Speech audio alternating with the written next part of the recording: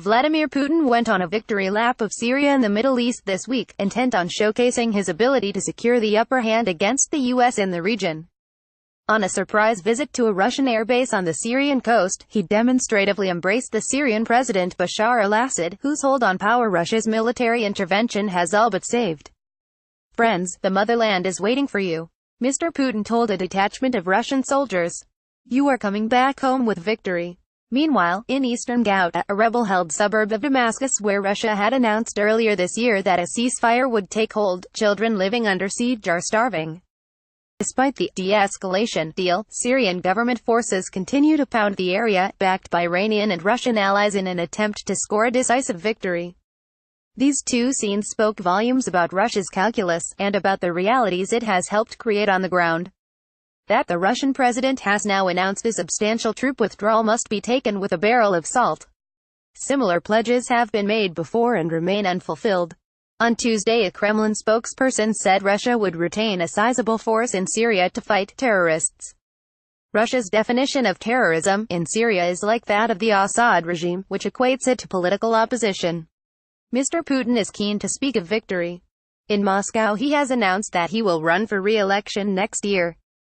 Bringing back some of the Russian forces, who are reportedly deployed alongside thousands of Kremlin-connected private contractors, can only be good for his political prospects. Russian casualties in Syria are a closely guarded secret, as are the financial costs of the operation. In geopolitical terms, Mr. Putin's war in Syria has been a profitable investment for the Kremlin. He has capitalized on Western strategic disarray and America's reluctance to get drawn deeper into the conflict, an instinct that predated the volatile Donald Trump. After Syria, Mr. Putin traveled on to Cairo, where he met Egypt's President Abdel Fattah al-Sisi, demonstrating Russia's new clout in a country that since the 1970s has had privileged ties with the U.S. There is now talk of Russian military aircraft being able to use Egyptian bases. It is no small irony that Mr. Putin has claimed victory over Islamic State. The bluster does little to hide the fact that his forces focused much more on targeting the anti-Assad opposition than they did the jihadi insurgency. The retaking of Raqqa was not a Russian accomplishment, but the result of a Kurdish Arab ground offensive, supported by US-led coalition airstrikes. None of this has prevented Russia from claiming the diplomatic high ground. By changing the balance of forces and catching the West off guard when he sent forces in 2015, Mr. Putin has built up his leverage. Whether he can deliver a peace plan is, however, a different question. The signs are that the Russian president would prefer to sideline, if not entirely obstruct, unsponsored talks in Geneva. It hopes that these discussions have been convened in the hope, rather than the expectation, of peace. He has explored other formats, alongside Iran and Turkey, but these are complex partners.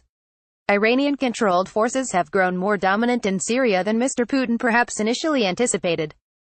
It is also true that UN resources will be needed when, and if, Syria's reconstruction is one day contemplated. Geopolitical power games have not ended in Syria, nor has the fighting.